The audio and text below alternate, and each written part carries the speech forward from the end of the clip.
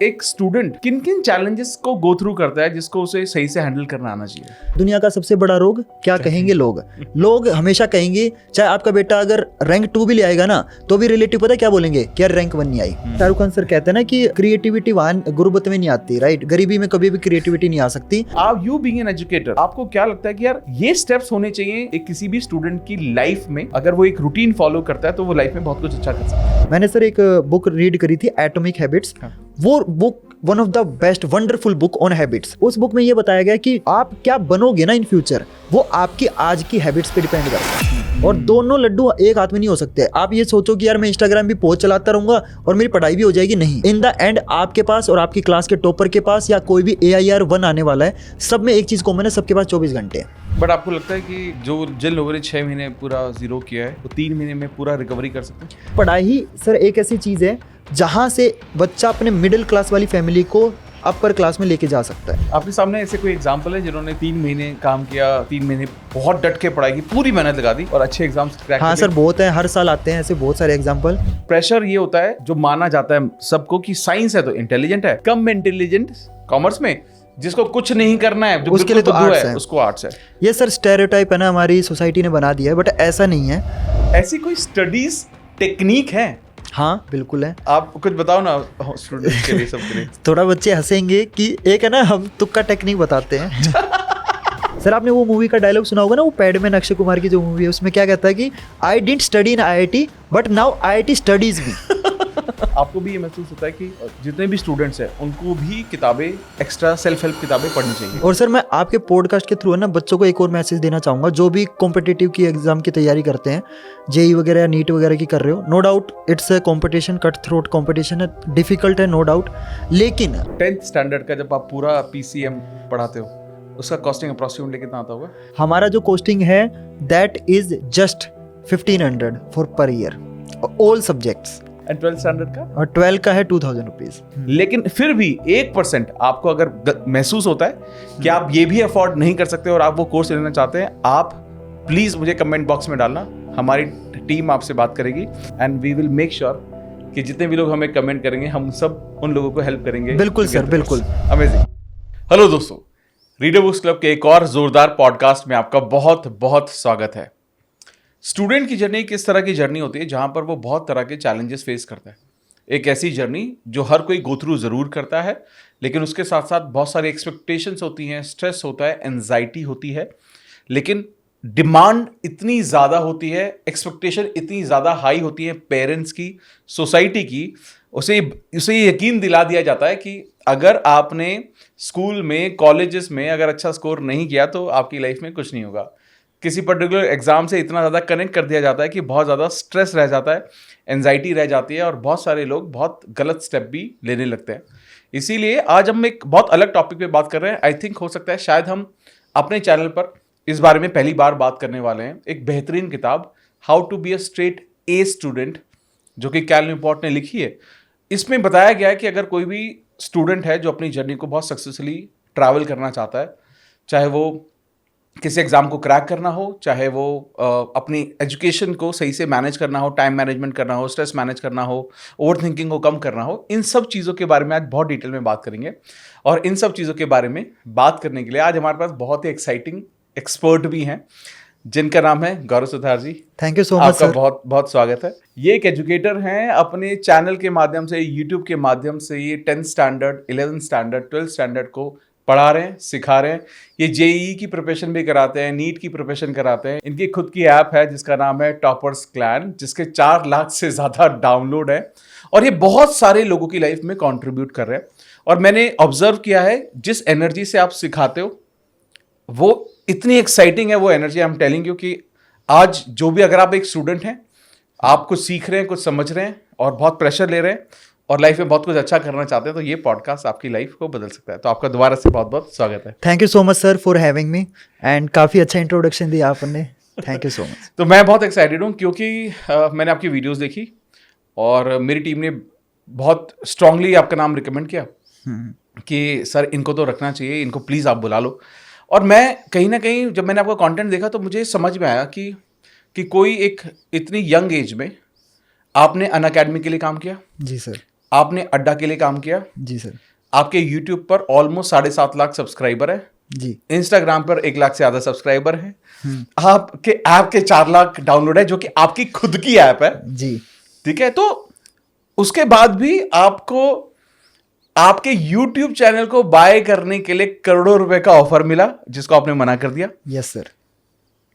इस उम्र में इतनी सारी चीजें करना और अपने पैशन को, एजुकेशन को फॉलो करना थोड़ा मुश्किल होता है लोगों के लिए, लेकिन आपने कैसे किया? आपकी शुरुआत कहां से हुई? जी सर, एक्चुअली मैं ये कहूँगा कि कोविड में ना बहुत सारे नए टीचर भी निकले और बहुत सारे एग्जिस्टिंग टीचर ख़त्म भी हो गए। तो मेरी जो शुरुआत हुई वो कोविड के बाद हुई। और शुरुआत जो मैंने की वो मजबूरी में की थी कि मेरे को घर में थोड़ा फाइनेंशियल प्रॉब्लम थी। तो जो मेरे टीचर बनने की शुरुआत थी ना, ये कोई प्लान्ड नहीं थी कि यार मेरे को लाइफ में टीचर बनना है, ऐसा कोई मैंने सोचा नहीं था कभी। मतलब मेरे सपने में भी नहीं आया था कि मैं कभी बड़ा होकर टीचर बनूंगा। लेकिन मजबूरी में शुरू किया, बच्चों को एज ए ट्यूशन मैंने पढ़ाना स्टार्ट किया। जब शुरुआत की थी तो 300 रुपीज़ पर मंथ से मैंने शुरुआत करी थी। उसके बाद धीरे धीरे मेरे को स्कूल मिले, फिर मैंने 3 स्कूलों में बच्चों को पढ़ाया। लेकिन मेरे को वहाँ पे एक चीज़ समझ में आई कि यार स्कूलों के थ्रू है ना, आप एक लिमिट तक ही बच्चों तक रीच कर सकते हो। Correct. कि आप 100 बच्चों, 200, 250 इतने बच्चों को ही मतलब आप पढ़ा सकते हो, इतने बच्चों को आप अपनी नॉलेज शेयर कर सकते हो। लेकिन फिर वहाँ पे मेरे को समझ में आया कि यार ऑनलाइन एक ऐसा मीडियम है जहाँ से आप सिर्फ 100 बच्चों को नहीं बल्कि लाखों बच्चों की लाइफ चेंज कर सकते हो। तो वहाँ से मैंने अपने ऑनलाइन करियर की शुरुआत करी और धीरे धीरे अपने वीडियोज़ वगैरह मैंने डालने स्टार्ट करे। बच्चों को मेरा पढ़ाना अच्छा लगा, बच्चों को फिर लगा कि यार ये तो मतलब काफ़ी यूनिक तरीके से और काफ़ी प्रैक्टिकल तरीके से मेरे को पढ़ा रहे हैं। तो बच्चों का प्यार मिला एंड बच्चे जुड़ते गए, कारवां चलता गया और आज कारवां काफ़ी बड़ा हो गया है। तो जब आपने अड्डा 24/7 के लिए पढ़ाया, अनअकैडमी के लिए पढ़ाया, ये कैसी ऐसा एरिया है, ऐसे इंस्टीट्यूट्स हैं हाँ। जो कि एजुकेटर को बहुत पैसा पे करते हैं? हाँ सर। है ना, मतलब हम ऑफलाइन बात कर रहे थे, आपने इस लोगों की सैलरी एजुकेटर की 5-5 CR में सैलरी देखी है। हाँ सर, ये सच है। तो उसके बावजूद भी आपने ये चॉइस ली कि मैं उसको नहीं करूंगा, ये करूंगा, मतलब ये डिफिकल्ट नहीं था आपके लिए? सर बहुत डिफिकल्ट था, क्योंकि देखो इतना पैसा, मैं एक बहुत मिडिल क्लास फैमिली से आता हूँ और जब आप इतना पैसा सुनते हो ना, पहले तो देखो मन में आता है कि यार ले लेते हैं, है ना, क्या ही फर्क पड़ता है, आपकी लाइफ सुधर जाएगी। लेकिन फिर आप ये सोचते हो कि यार आज आपको ये ऑफर मिला है, ये किसकी वजह से मिला है? बच्चों की वजह से मिला है। राइट। तो आप बच्चों से दगा नहीं कर सकते, है ना, क्योंकि आपको पता है कि यार आप आज तो पैसा ले लोगे, लेकिन जो बच्चों का ट्रस्ट है ना, जो बच्चे आपकी रिस्पेक्ट करते हैं, वो कॉम्प्रोमाइज करके आप पैसा ले रहे हो, है ना। तो वो चीज़ मैंने सोची कि नहीं यार, मतलब मेरे ऐसा नहीं कहूँगा कि मैंने एक तुरंत मना कर दिया, लेकिन हाँ मैंने सोचा। लेकिन बहुत बड़ा डिसीजन था मेरी लाइफ का, बहुत वन ऑफ द, क्योंकि मेरे को ऐसा लगता है कि शायद मेरी जगह कोई और होता तो हाँ बोल देता, लेकिन फिर मैंने बच्चों के ट्रस्ट पे मैंने मना कर दिया इतने पैसे को। ओके, सो चलिए अब बात करते हैं, जैसे आप ना मल्टीपल सब्जेक्ट्स पढ़ाते हैं, आप फिजिक्स पढ़ाते हैं, physics and chemistry and maths, PCM पढ़ाते हैं, ठीक है। तो ये तीनों ऐसे सब्जेक्ट हैं जो मेरे सबसे खराब थे। ओके। तो आप मेरी नज़र में बहुत ऊपर है ऑलरेडी। अरे सर। तो आप इतने लोगों को पढ़ा रहे थे, पहले तो बोर्ड, जी अभी वापस से अभी एग्जाम टाइम शुरू हो रहा है, फाउंडेशन 9th एंड 10th, है ना। तो आप जब 9th 10th फाउंडेशन पढ़ा रहे हो या फिर 11th पढ़ा रहे हो, 12th के लिए, या एंट्रेंस पढ़ा रहे हो, आपको क्या लगता है कि एक स्टूडेंट किन किन चैलेंजेस को गो थ्रू करता है जिसको उसे सही से हैंडल करना आना चाहिए? सर बच्चे की लाइफ में ना एक्चुअली बहुत सारी प्रॉब्लम है ना। एक तो ये है कि आजकल की जो जनरेशन है और जो हम जब 9th 10th में थे और आज के जो बच्चा 9th 10th में, उसमें बहुत फ़र्क है। हाँ। आजकल सोशल मीडिया बच्चे को इतना परेशान कर रहा है कि बच्चे का मैं देखता हूँ तो 14-14 घंटे का स्क्रीन टाइम है, जिसमें से 12 घंटे वो इंस्टाग्राम ही चलाता रहता है। तो एक तो ये प्रॉब्लम है कि सोशल मीडिया उसका टाइम बहुत ले लेता है। दूसरा, बच्चे के ऊपर स्ट्रेस बहुत है, पीयर प्रेशर, है ना, कि पेरेंट्स के सपने होते हैं कि यार जो चीज़ मैं नहीं कर पाया वो शायद हमारा बेटा या बेटी करेगा। तो एक तो पेरेंट्स का प्रेशर, दूसरा उसको पता है कि यार मैं मिडिल क्लास में पैदा हो गया हूँ और मेरे को मेहनत करना पड़ेगा, चाहे मैं चाहूँ या ना चाहूँ, मेहनत मेरे को करनी पड़ेगी। बिना मेहनत मैं अपनी फैमिली को मिडिल क्लास या अपर क्लास में नहीं ले जा सकता, है ना। और उसको एक ही सपना दिखता है कि यार मेरा कैसे भी ना IIT या फिर एम्स में हो जाए और मैं एक अच्छा डॉक्टर या अच्छा इंजीनियर बन जाऊं और मैं अपने फैमिली को एक अच्छी वेलबींग, अच्छी लाइफस्टाइल दे सकूं। तो बच्चे के ऊपर एक तो पीयर प्रेशर है, दूसरा सोशल मीडिया, और आजकल बच्चों में पेशेंस नहीं है, क्योंकि रील्स वगैरह देखता तो उसको ना हर 2 सेकंड 5 सेकंड में उसको एंटरटेनमेंट दो। जब वो किताब लेके बैठता तो उससे पढ़ा ही नहीं जाता, उसको बोरिंग लगती किताब। वो 2 पेज पढ़ता है, उसको लगता है पता नहीं उसने पहाड़ तोड़ लिया, है ना। वो ये नहीं देखता कि भाई बाकी बच्चे कितनी मेहनत कर रहे हैं। और आजकल सर कट थ्रोट कंपटीशन हो गया है ना। सीट्स लिमिटेड हैं, कंपटीशन बहुत है, हर बच्चा चाहता है कि उसकी आईआईटी में रैंक आए और बढ़िया वो क्लियर करे। तो प्रेशर बच्चे के ऊपर बहुत है, पीयर प्रेशर है, टाइम मैनेजमेंट नहीं आता, सिलेबस तो है, मतलब है ही है, उसको सिलेबस समझ नहीं आता, लेकिन और भी बहुत सारी प्रॉब्लम से अभी बच्चा डील कर रहा है। लेकिन आपको क्या लगता है कि जैसे मैं ये how to be straight A student में पढ़ रहा था किताब, जी सर, इसमें भी बार बार बताया गया कि फैमिली का बड़ा इंपॉर्टेंट रोल है। हाँ। तो आपको क्या लगता है कि कितना इंपॉर्टेंट है एक फैमिली का, पेरेंट्स का सही माइंडसेट होना? सर पेरेंट्स का माइंडसेट होना तो बहुत बहुत ज़्यादा जरूरी है। मतलब मेरे को ऐसा लगता है बच्चे की 50% सक्सेस में पेरेंट्स का हाथ होता है ना। अगर बच्चे के पेरेंट्स सही माइंडसेट वाले हैं, उनको पता है गाइड, क्योंकि देखो मैं जिस बैकग्राउंड से आता हूँ, मेरे पेरेंट्स को ना ज़्यादा आईआईटी वगैरह के बारे में पता नहीं था, है ना। वो मेरे को सपोर्ट करना चाहते थे, लेकिन कई बार क्या होता है कि नहीं पता होता है ना, इसलिए वो मेरे को गाइड नहीं कर पाए, वो मेरे को समझा नहीं पाए कि आईआईटी की इंपॉर्टेंस क्या होती है। अगर मेरे को पता होती तो मेरा भी शायद आईआईटी क्लियर हो जाता।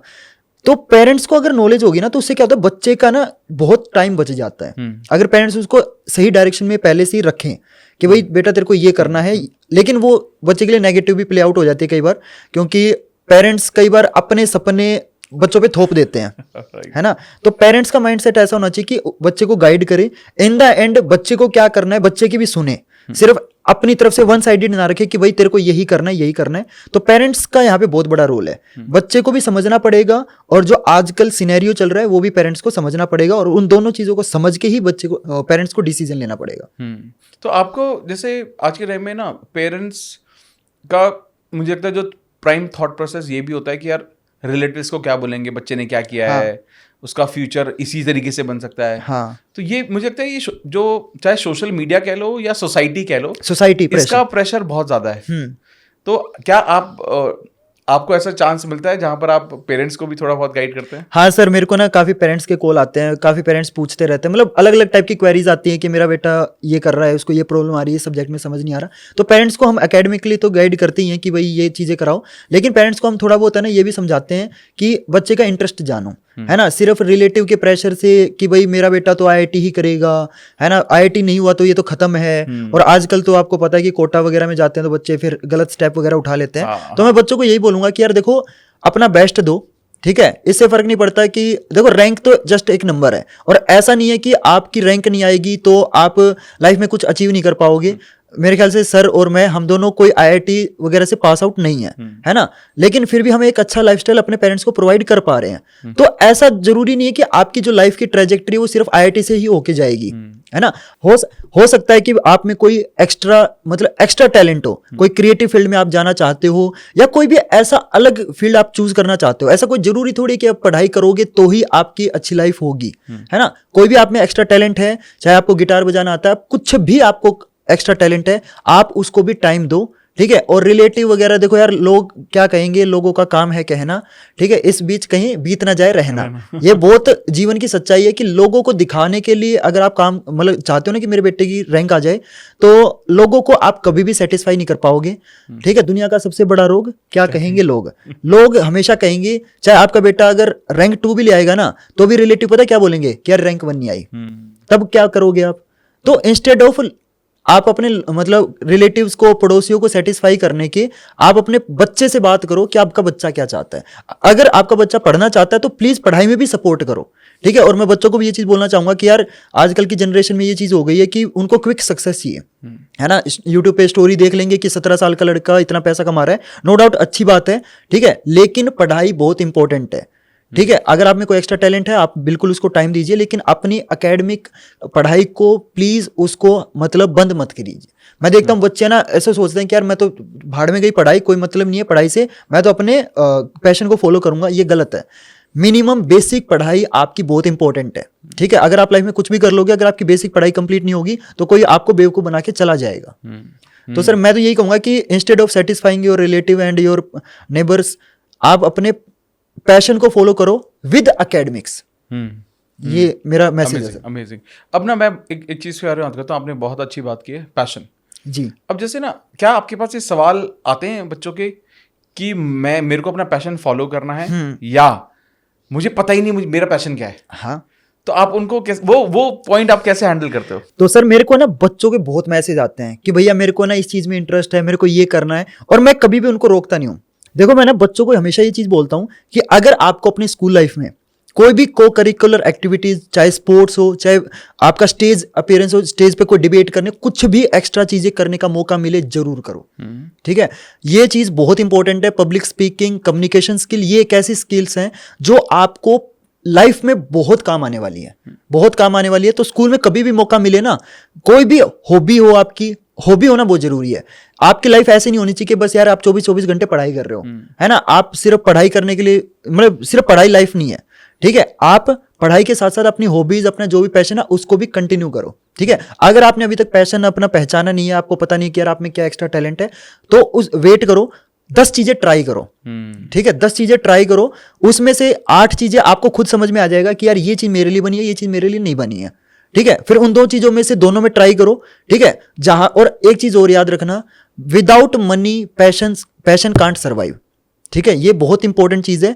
आप पैशन भी वो फॉलो करना जिसके अंदर आपको पता है कि यार मैं अगर इसमें इतना टाइम इन्वेस्ट करूंगा तो कल को मेरे को थोड़ा बहुत पैसा बनेगा, ठीक है। ये चीज बहुत इंपॉर्टेंट है। तो 10 चीजें ट्राई करो, उसमें से 2 पता चलेंगी कि यार ये मैं कर सकता हूँ, ये 8 चीजें मेरे काम की नहीं है। फिर उन दोनों चीजों को ट्राई करो जो आपको फाइनेंशियली और साथ में आपको खुश भी करे, उसी चीज को कंटिन्यू करो। अमेजिंग। ये आपने एक बहुत अच्छी बात बोल दी कि फ्यूचर में इससे पैसे भी कमाने। हाँ, वो शाहरुख खान सर कहते हैं ना कि मतलब क्रिएटिविटी वहां गुर्बत में नहीं आती, राइट। गरीबी में कभी भी क्रिएटिविटी नहीं आ सकती, कि आप अंदर अंदर मर रहे हो कि यार मतलब मन कर रहा है काम करने का, लेकिन आपको पता है आपका टाइम वेस्ट ही होना, उससे कुछ रिटर्न नहीं आना, है ना। तो क्रिएटिविटी गुर्बत में नहीं होती सर। इन द एंड आपको उस क्रिएटिविटी से पैसा भी कमाना आना चाहिए। और ये सेम बात ना, एक किताब, बहुत अच्छी किताब है, इकिगाई, हाँ, है ना। उसमें बताया गया कि भैया आप पहले तो देखो कि क्या काम कर रहे हैं, वो दुनिया में कैसे कंट्रीब्यूट करेगा, और उससे आप पैसा कमाओगे। अगर ये कॉम्बिनेशन ऑफ 3-4 थिंग्स अगर वो मैच होती हैं, हाँ, तो ही आप उसको कंटिन्यू करो। राइट।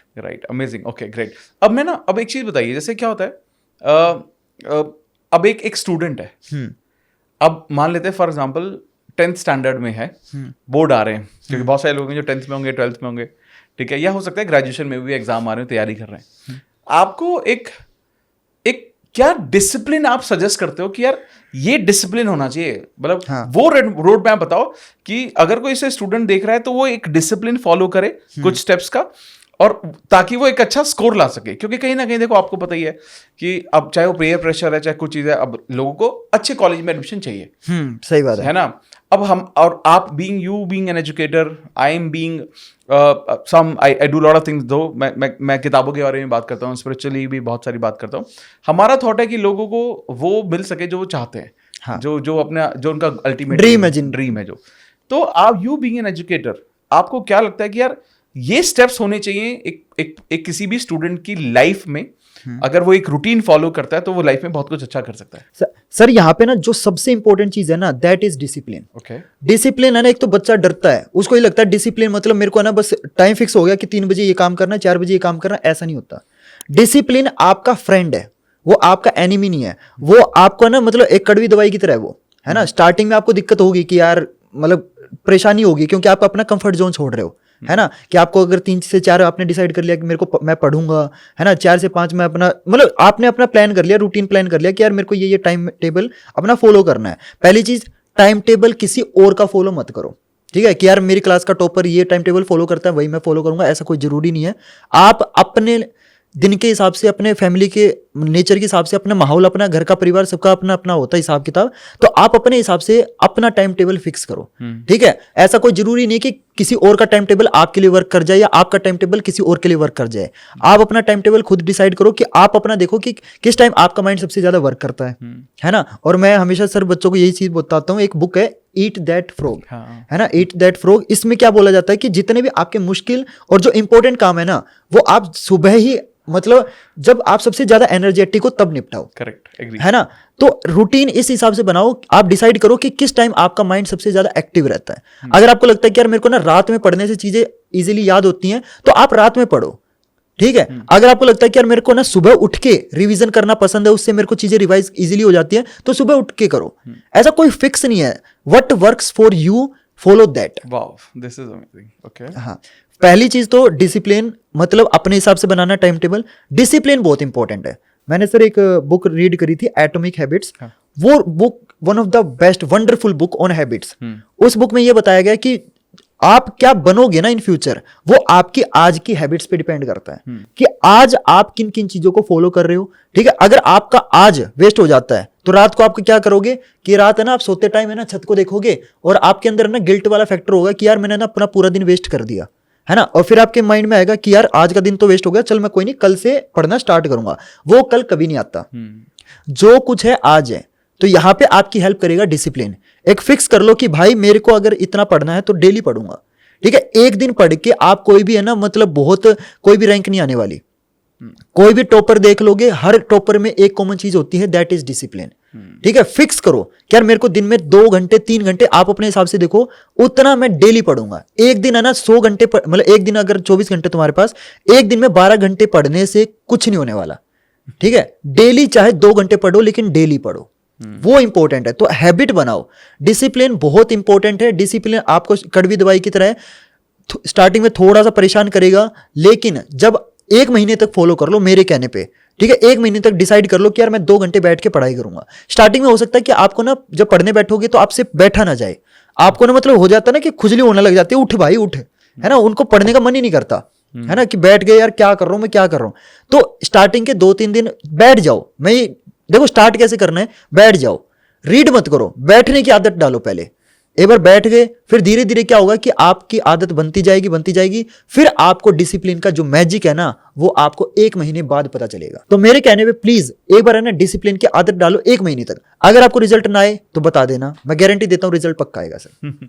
लेकिन आपको लगता है कि जैसा आपने एक बहुत अच्छी बात बोली, मतलब ये बहुत अच्छे पॉइंट बोल रहे हो आप कि बैठने की आदत डालो पहले तो। हाँ, सबसे पहले। लेकिन आपको नहीं लगता है कि आज के शॉर्ट कंटेंट की दुनिया में ये बैठना बहुत डिफिकल्ट हो गया है? हाँ बिल्कुल हो गया सर। लोगों में पेशेंस ही है, पेशेंस का पी नहीं है लोगों में।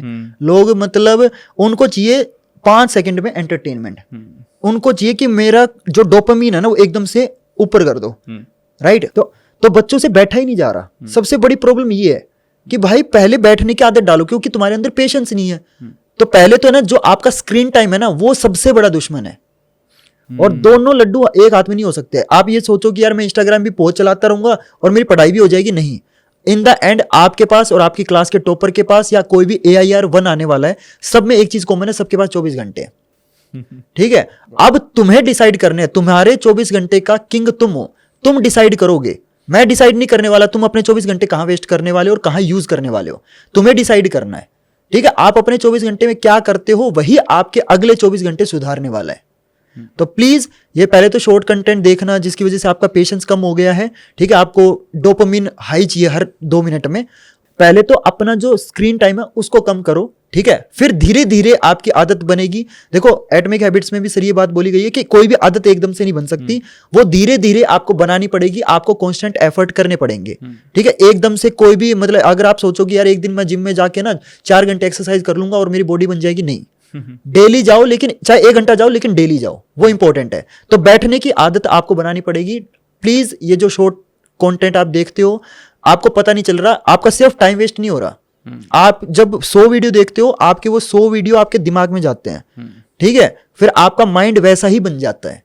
तो प्लीज कोई और डिसाइड ना करे कि आप अपने 24 घंटे में क्या करने वाले हो, आप डिसाइड करो। ये बहुत बहुत इंपॉर्टेंट था लोगों के लिए। जी सर।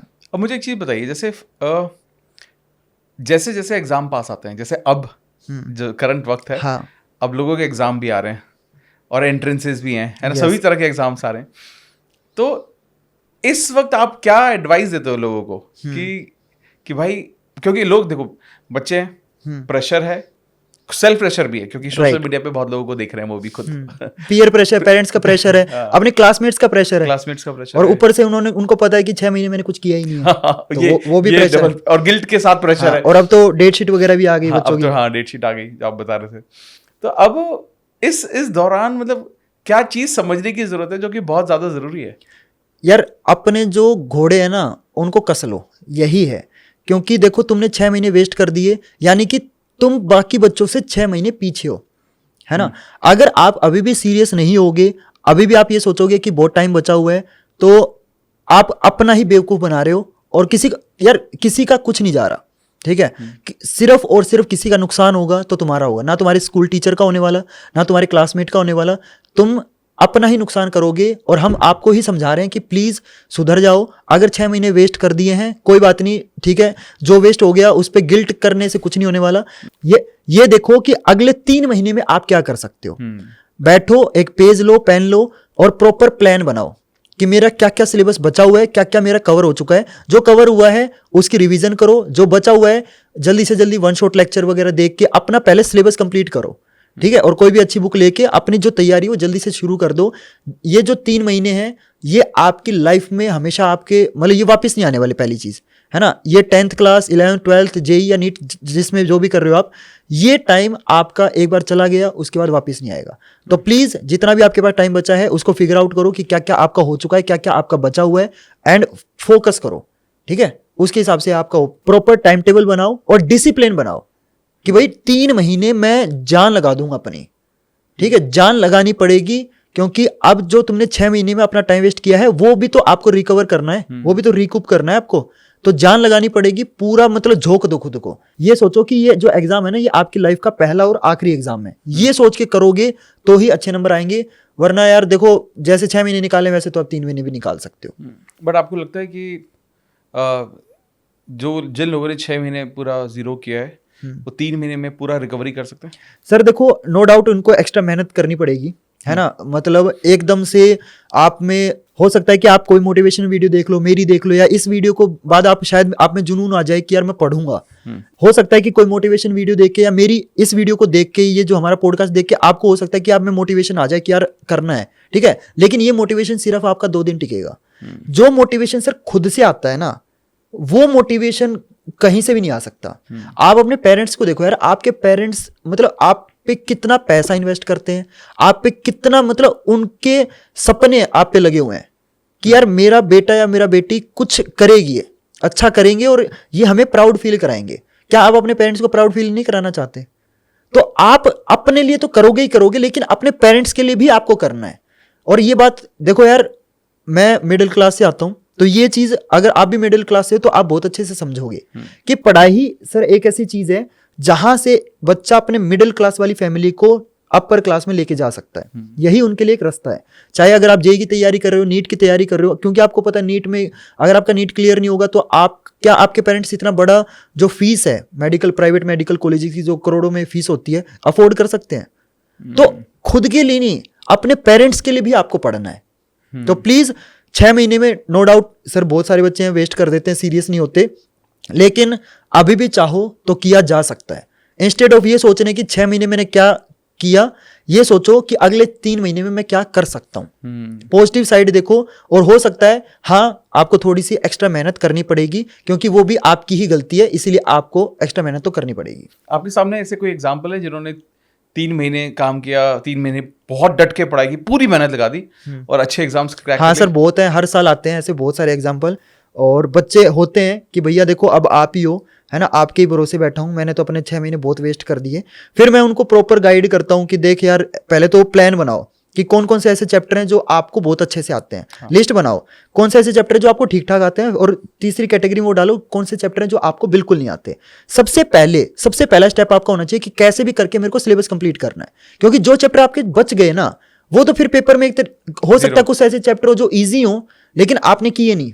जब तक आप करोगे नहीं तो पता कैसे चलेगा कि ये चैप्टर ईजी था, है ना। तो जो चैप्टर आपके बचे हुए सबसे पहला स्टेप होना चाहिए कि कैसे भी करके anyhow I have to complete my syllabus.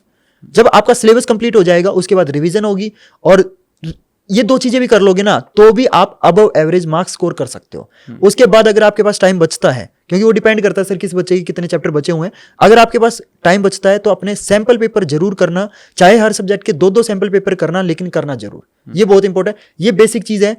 देखो ऐसे ना हर साल मेरे पास बहुत एग्जाम्पल आते हैं, ठीक है, जो बच्चे सच में 6 महीना कुछ नहीं पढ़ते। बहुत सारे बच्चे ऐसे होते हैं सर जो बुक तक मतलब अक्टूबर या अगस्त वाले महीने में खरीदते हैं। ऐसे बच्चे भी पढ़ के अच्छे नंबर ले लेते हैं। तो प्लीज ये मत सोचो कि क्या हो गया, अपने 3 महीने पे फोकस करो बस। अमेजिंग। अब एक चीज मुझे बताइए, जैसे क्या होता है अब सब लोग अपने एग्जाम्स की तैयारी कर रहे हैं, जब इस एग्जाम की तैयारी में लोग लगे हुए हैं, वहां ना एक और पॉइंट आ रहा है। कुछ ऐसे लोग हैं जिन्होंने जेई, नीट या किसी 10th 11th 12th स्टैंडर्ड में वो फेल हुए, हाँ वो री एग्जाम है। हाँ और मेरा ऐसा मानना है कि री एग्जाम इज टफर। हाँ, ये फैक्ट है, क्योंकि उनका माइंडसेट ही नहीं है ना वो वाला। क्योंकि वो फेलियर महसूस कर चुके हैं, तो उनके माइंडसेट में वो घुसा हुआ है, फेल भी हाँ। हो सकते हैं। तो जब ऐसे स्टूडेंट आपके पास आते हैं तो आप उन्हें क्या एडवाइस करते हैं? सर मैं उनको कुछ चैप्टर रेकमेंड कर देता हूँ। कुछ चैप्टर ऐसे होते हैं जो मतलब इजी होते हैं लेकिन हाई स्कोरिंग होते हैं। अच्छा। तो मैं उनको लिस्ट दे देता हूँ और फिर मैं उनको गाइड कर देता हूँ कि ये चैप्टर आपको वहां से पढ़ना है, ये चैप्टर वहां से पढ़ना है। और वहां से फिर क्या करते हैं, वो लिमिटेड 4 या 5 चैप्टर करके भी अच्छे नंबर, मतलब उनको ये होता है कि अगर उनका 50% भी स्कोर हो जाए तो वो खुश हो जाते हैं। एटलीस्ट फेल नहीं होंगे। हाँ, कि ईयर रिपीट नहीं करना पड़ेगा। हाँ, ईयर रिपीट नहीं करना पड़ेगा, क्योंकि देखो री एग्जाम में ना ज़्यादा टाइम नहीं मिलता, 1 महीने का टाइम मिलता है। तो 1 महीने में अगर आप 5 चैप्टर कर लेते हो, क्योंकि कुछ बच्चे ऐसे होते हैं सर 2 सब्जेक्ट में फेल हो जाते हैं, है ना। अगर आप एक सब्जेक्ट में फेल हो तो 6 से 7 चैप्टर बड़े प्यार से आप कर सकते हो। तो मैं उनको ना लिस्ट दे देता हूँ कि ये चैप्टर करके चला जा, हो जाएगा, तो वो कर लेते हैं वो चैप्टर। So okay, great. मैं समझ गया कि आई थिंक ये बड़ा इंपॉर्टेंट है कि हम री एग्जाम को भी किस तरह से ले रहे हैं, और वो ऑफ कोर्स वो एडिशनल मेहनत हमें करनी पड़ेगी। बट आपने बहुत अच्छी बात बताई कि आपको फिर अपना फोकस थोड़ा नैरो करना पड़ेगा।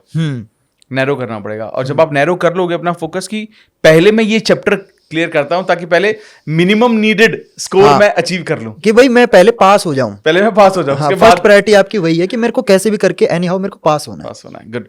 ओके, अब एक और चीज मुझे बताइए, जैसे अभी बहुत सारे लोगों के अब एग्जाम हो रहे हैं और अब उनको जो वक्त आ गया है बोर्ड एग्जाम के बाद अपनी स्ट्रीम चुनने का, टफ डिसीजन, बहुत टफ। और मुझे लगता है कि ये गलती, जैसे मैंने आपसे ऑफलाइन भी शेयर किया, ये गलती मुझसे हुई है अपने स्कूलिंग टाइम पर। प्रेशर ये होता है जो माना जाता है सबको कि साइंस है तो इंटेलिजेंट है, कम में इंटेलिजेंट कॉमर्स में, जिसको कुछ नहीं करना है, जो उसके लिए तो आर्ट्स है, उसको आर्ट्स है। ये सर स्टेरियोटाइप है ना, हमारी सोसाइटी ने बना दिया है, बट ऐसा नहीं है। आर्ट्स लेके भी आपके पास बहुत सारे करियर ऑप्शन होते हैं। आईएएस वगैरह में आप जा सकते हो, आपसे मतलब कोई भी गवर्नमेंट एग्जाम की तैयारी आप करना चाहते हो कर सकते हो। तो ये जो स्टेरियोटाइप मार्केट ने बना रखा है, नेबर्स ने बना रखा है, सोसाइटी ने बना रखा है, इस पे मतलब देखो इन द एंड है ना, सफर आपको करना है। आप किसी के कहने पे कोई स्ट्रीम चूज कर लोगे, सफर किसको होना है? आपको, कोई और नहीं सफर होने वाला। तो आपको ना किसी और के कहने पे स्ट्रीम सेलेक्ट नहीं करनी। जब आपका बोर्ड एग्जाम हो जाए, आपका रिजल्ट आने में काफी टाइम होता है, 1 महीने बाद रिजल्ट आता है, तो 1 महीने बैठ के प्रॉपर क्या करो, सोचो कि यार आपका इंटरेस्ट किस चीज में है। ठीक है, आप अपने पेरेंट्स से डिस्कस करो, आप अपने टीचर से डिस्कस करो। अगर आपको समझ नहीं आ रहा कि यार मैं कौन सी स्ट्रीम चूज करूं, तो कोई दिक्कत नहीं है, टाइम लो प्रॉपर। अगर पहले तो सबसे पहला क्या करना है, आप अपना इंटरेस्ट देखो कि भाई आपका इंटरेस्ट किस में, आप क्या बनना चाहते हो। आप डॉक्टर लाइन में जाना चाहते हो, आप आईटी वगैरह में जाना चाहते हो, आप बैंकिंग में जाना चाहते हो, आप गवर्नमेंट एग्जाम की तैयारी करना चाहते हो, क्या करना चाहते हो वो डिसाइड करो पहले। तो जब आपका ये डिसाइड हो जाएगा ना कि आप अपनी लाइफ में करना क्या चाहते हो, उसके हिसाब से फिर आप स्ट्रीम सेलेक्ट करो। अगर आप ऐसे बच्चे हो जिसको पता ही नहीं कि यार मेरे को अभी लाइफ में मैंने चूज नहीं किया कि क्या करना है, ठीक है, उस केस में क्या करना है, अपने टीचर से, जो एक्सपीरियंस टीचर है वो आपको सही गाइड करेंगे। अपने टीचर से बात करो, अपने पेरेंट्स से डिस्कस करो, ठीक है। और कुछ पेरेंट्स सर यहाँ पे ऐसे भी हो जाते हैं कि मतलब वो ना, कई बार क्या होता है कि बच्चा शायद सोसाइटी का प्रेशर ना ले, लेकिन उनके पेरेंट्स ले लेते हैं। और पेरेंट्स चाहते हैं कि मेरा बेटा साइंस ही लेगा। वो 3 इडियट्स वाला डायलॉग है ना कि मेरा बेटा तो इंजीनियर बनेगा। वो पैदा होते ही कहता है मेरा बेटा तो इंजीनियर बनेगा, लॉयर बनेगा। तो कुछ पेरेंट्स होते हैं कि वो चाहते हैं कि यार मेरा बेटा ना स्पेसिफिक स्ट्रीम ले, है ना। और ये चीज देखी गई है कि जिनके पेरेंट्स डॉक्टर होते हैं वो चाहते हैं कि उनका बेटा भी डॉक्टर बने, है ना। देखो अगर आपका इंटरेस्ट है तो बिल्कुल डॉक्टर बनो, लेकिन अगर आपका इंटरेस्ट नहीं है तो प्लीज अपने पेरेंट्स को समझाओ। कई बार क्या होता है कि पेरेंट्स समझाने से समझ जाते हैं। अब देखो आप अपने पेरेंट्स को बेटर तरीके से जानते हो, आपको पता है कि आपको अपने पेरेंट्स से क्या बात करनी है जिससे वो कन्विंस होंगे, है ना। तो प्लीज अपने पेरेंट्स को समझाओ कि मम्मी या पापा मेरे को अपनी लाइफ मैं खुद को मतलब ये बनाना चाहता हूं और ये इसी स्ट्रीम के थ्रू पॉसिबल है। अगर आप समझाओगे ना यार, आपके पेरेंट्स है वो मान जाएंगे, ठीक है। तो अगर आपको अभी पता नहीं है कि स्ट्रीम कैसे सिलेक्ट करनी है, कौन सी चूज करनी है, तो अपने टीचर और अपने पेरेंट्स से कंसल्ट करो, हो जाएगा।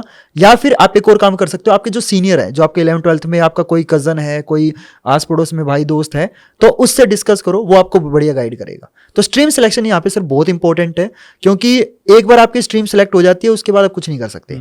और हाँ, जब स्ट्रीम सेलेक्ट कर लो इसके बाद ये नहीं है कि आप अपना वो शिफ्ट नहीं कर सकते। आप स्टार्टिंग के 1 महीने में भी ना आप अपनी स्ट्रीम को चेंज कर सकते हो। अच्छा। तो आप अपने बुक वगैरह आप क्या करो, ऑनलाइन जाके जब आपका 10th हो जाए ना, उसके बाद 11th के ऑनलाइन लेक्चर देखो, ठीक है। आप फिजिक्स के लेक्चर देखो, मैथ के लेक्चर देखो, बायो के लेक्चर देखो, कॉमर्स के लेक्चर देखो, और फिर देखो कि यार आपको किसका समझ आ रहा है। जिसका समझ आ रहा है फिर वहां जाओ। तो ये 3 तरीके हैं सर जहां पे मेरे को लगता है बच्चा अच्छे से अपनी स्ट्रीम सेलेक्ट कर सकता है। अब एक चीज़ मैं पूछता हूँ, यहाँ पर एक क्यूरियोसिटी है मेरी। आपने ना ऑफलाइन भी कोचिंग की है और ऑनलाइन भी की है, ठीक है। ऑफ कोर्स ऑफलाइन एक लिमिटेशन होती है, ऑनलाइन आपका रीच बढ़ सकता है, बट एज अ स्टूडेंट आपको क्या लगता है कि इसमें कोई क्या चूज करना चाहिए लोगों को? सर देखो, ऑफलाइन मैंने पढ़ाया है, मैंने 2 साल बच्चों को पढ़ाया है। ऑफलाइन का जो फील है ना वो ऑनलाइन में नहीं है। नो डाउट मेरे को, मैं ऑनलाइन में भी पढ़ाता हूँ, लेकिन जो ऑफलाइन का फील है वो ऑनलाइन में नहीं है। अगर देखो यहाँ पे ना 2 चीजें होती हैं सर। अगर कुछ बच्चा ऐसा जो कोटा जाता है ना कि यार मेरे को वहाँ पे बेस्ट टीचर मिलेंगे, नो डाउट आपको बेस्ट टीचर मिलेंगे। यहाँ पे काफी लड़कियां होती है जो नहीं जा पाती, उनके पेरेंट्स अलाउ नहीं करते कि यार दूसरे शहर में जाके रहेगी। तो अगर आपका बजट अलाउ करता है तो ही आप ऑफलाइन में एक्स्ट्रा कोचिंग वगैरह ले सकते हो, ठीक है। स्कूल तो आप देखो हर बच्चे को जाना ही है, लेकिन अगर आपका बजट अलाउ करता है तो ही आप एक्स्ट्रा कोचिंग करो। वरना सर आज के टाइम पे ऑनलाइन में ना इतने बढ़िया बढ़िया टीचर, जो कोटा के टीचर हैं, जो इतने हाई फैकल्टी हैं, जो जिनकी शायद अगर आप ऑफलाइन की फीस सुनोगे तो बहुत ज्यादा होती है, कई हजारों लाखों में होती है। वही टीचर आज के टाइम पे ऑनलाइन में बहुत ज्यादा अफोर्डेबल प्राइसेस पे पढ़ा रहे हैं।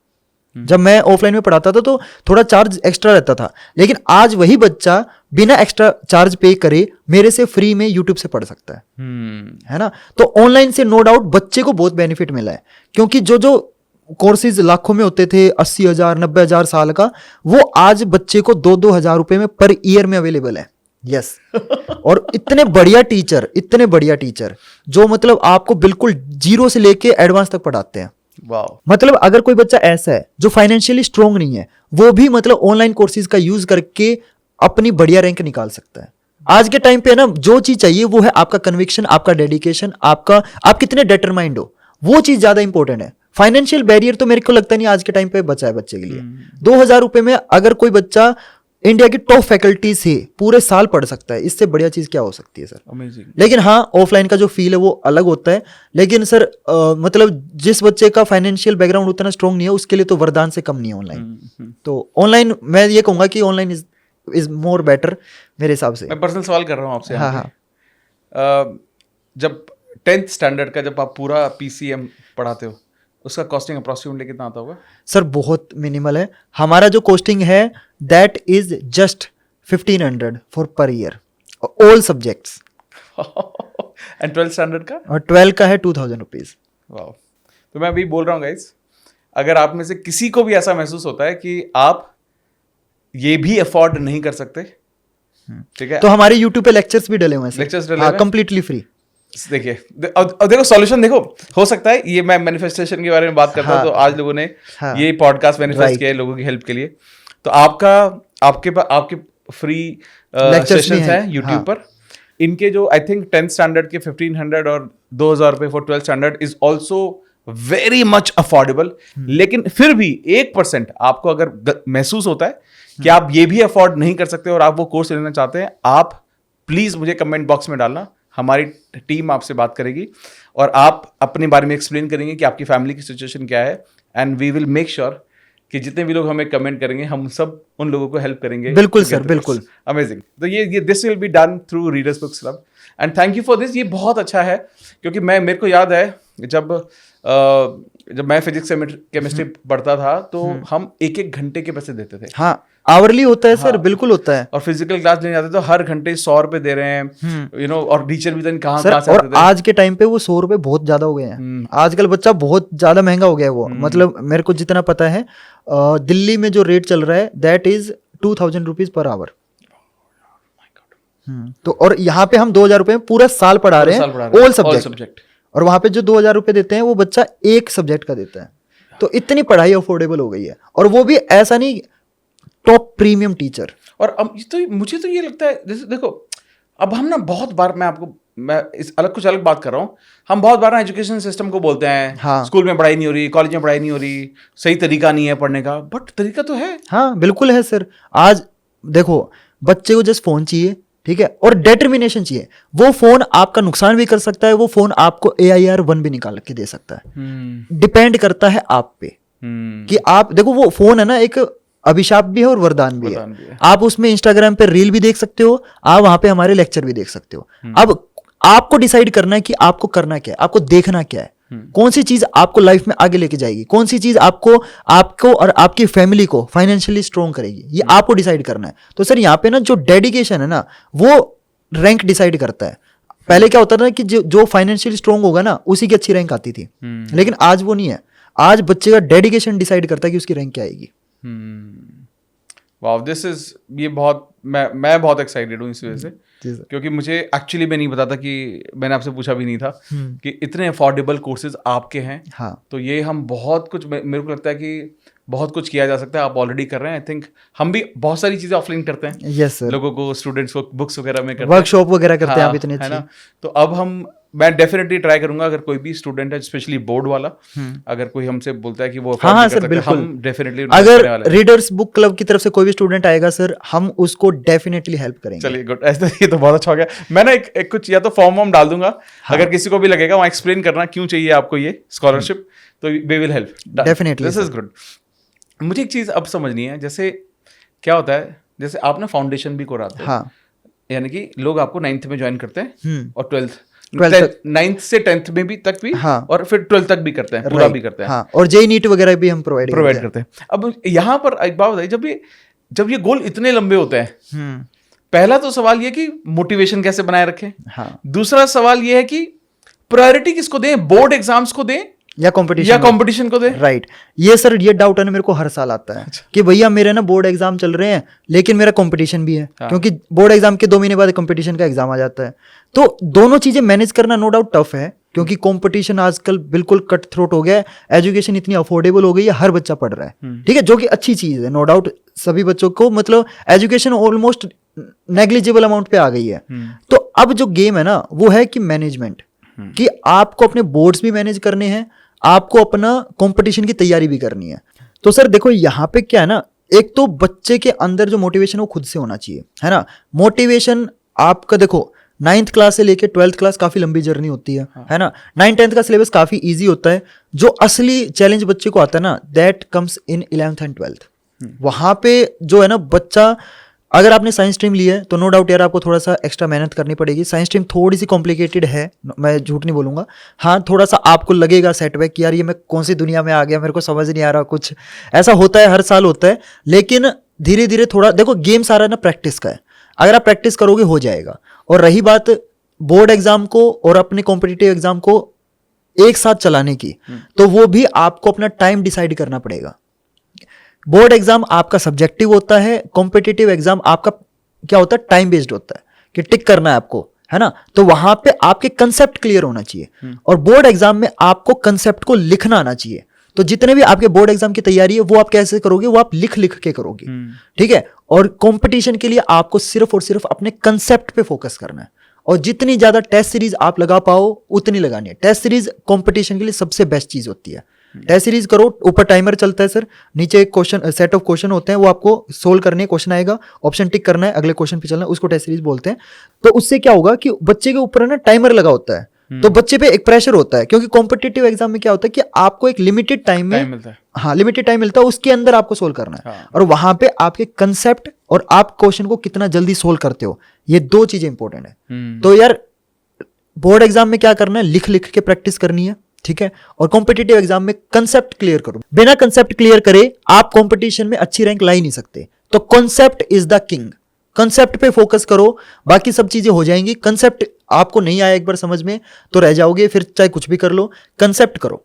लेकिन एक चीज, कई बार आप ये भी सजेस्ट करते होगे ना लोगों की कि अगर कोई अपना जो सब्जेक्टिव है, यानी कि 11th स्टैंडर्ड की भी, 11th 12th स्टैंडर्ड की भी अच्छी पढ़ाई कर रहा है, हाँ। या 9th 10th की भी अच्छी, तो वो कॉम्पिटिटिव में भी तो हेल्प करती होगी। हाँ सर, बिल्कुल हेल्प करती है। क्योंकि वो सिलेबस तो सेम है, समझेगा। हाँ, सिलेबस तो सेम है, सिलेबस तो सेम है, लेकिन दोनों का फॉर्मेट अलग है। हाँ, बस फॉर्मेट ही अलग है। फॉर्मेट अलग है, क्योंकि बोर्ड में आपको क्या होता है कि लिखना पड़ता है ना। वहां पे आपको लिखना है, कोई भी क्वेश्चन आ गया तो वो आपको लिखना है। लेकिन कंपटीशन में क्या होता है कि आपके सामने सेट ऑफ क्वेश्चंस है, टाइमर लगा हुआ है, और वहां पे नेगेटिव मार्किंग है। बोर्ड एग्जाम में नेगेटिव मार्किंग होती नहीं है, जो क्वेश्चन आपको नहीं आता उसकी भी स्टोरी बना के लिख दो। लेकिन कंपटीशन में ये नहीं कर सकते, एक क्वेश्चन गलत हुआ तो आपका नंबर कट वो जाएगा। तो या तो सही है या तो हाँ। सही नहीं है बस। हाँ, और गलत आंसर के भी आपके नंबर कटते हैं क्योंकि नेगेटिव मार्किंग है। हाँ, तो वहां पे आप है ना, जो क्वेश्चन आपका श्योर शॉट है यार ये तो आता ही है, उसी को सोल्व करो। जो क्वेश्चन आपको डाउट लगता है कि यार नहीं आता, उसको रहने दो, उसको छोड़ना ही पड़ेगा। हाँ, उसको छोड़ दो, वो ज्यादा बेटर है,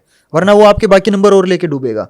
4 क्वेश्चन आपके गलत हो गए, एक क्वेश्चन आपका सही हुआ, तो वो 4 क्वेश्चन जो गलत हुए हैं वो एक सही के नंबर काट देगा। हाँ, तो आप एक तरीके से 2 नंबर पीछे चले गए।